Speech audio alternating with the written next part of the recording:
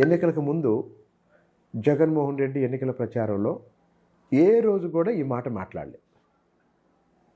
ఏ రోజు కూడా చంద్రబాబు నాయుడు గారిని విమర్శిస్తూ, పవన్ కళ్యాణ్ గారిని విమర్శిస్తూ, లేదా జనసేన తెలుగుదేశం పార్టీ నాయకులు విమర్శిస్తూ ఇతర విమర్శలు ఆరోపణలు చేశారు. కానీ ఈ భాష ఎప్పుడు మాట్లాడలేదు.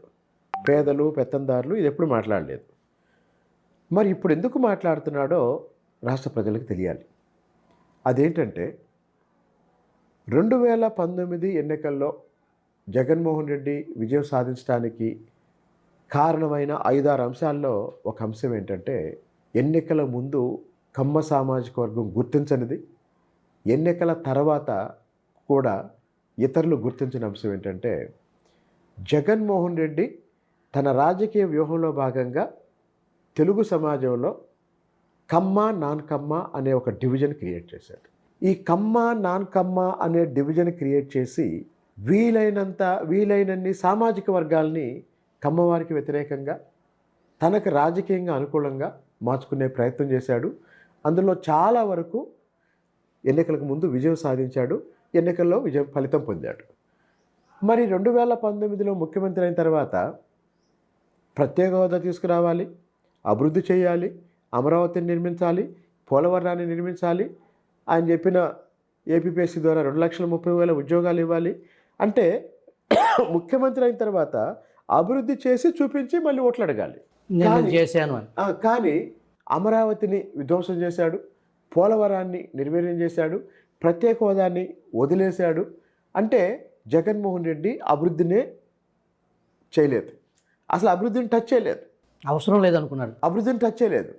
మరి అభివృద్ధి చేయకుండా ప్రజల దగ్గరికి వెళ్ళటానికి ఆయనకి ఏదో ఒక స్లోగన్ కావాలి. చంద్రబాబు నాయుడు గారు ఎక్కడికి వెళ్ళినా ఏమంటారు?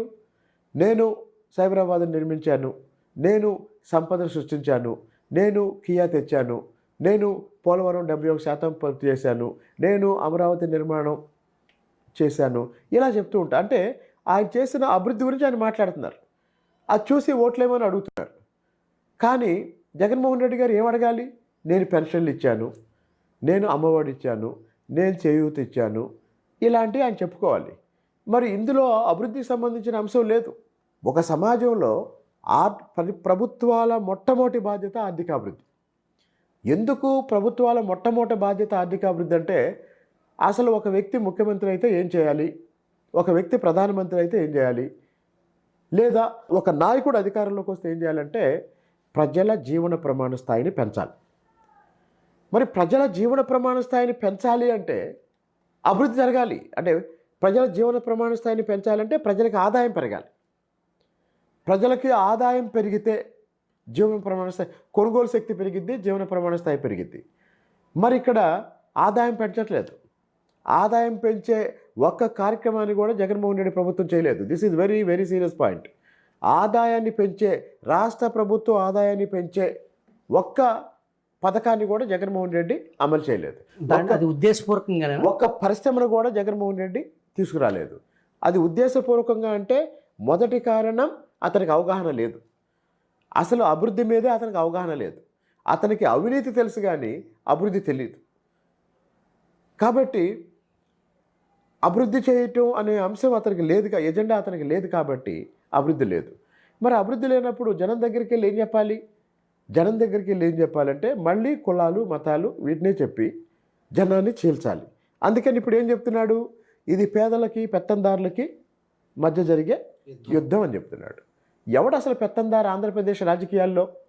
జగన్మోహన్ రెడ్డికి పులివెందుల్లో ప్యాలెస్ ఉంది, కడపలో ప్యాలెస్ ఉంది, బెంగళూరులో ప్యాలెస్ ఉంది, చెన్నైలో ప్యాలెస్ ఉంది, ముంబైలో ప్యాలెస్ ఉంది, న్యూఢిల్లీలో ప్యాలెస్ ఉంది, కలకత్తాలో ప్యాలెస్ ఉంది, తాడేపల్లిలో ప్యాలెస్ ఉంది, మళ్ళీ ఇప్పుడు విశాఖపట్నంలో ప్యాలెస్ కట్టాడు.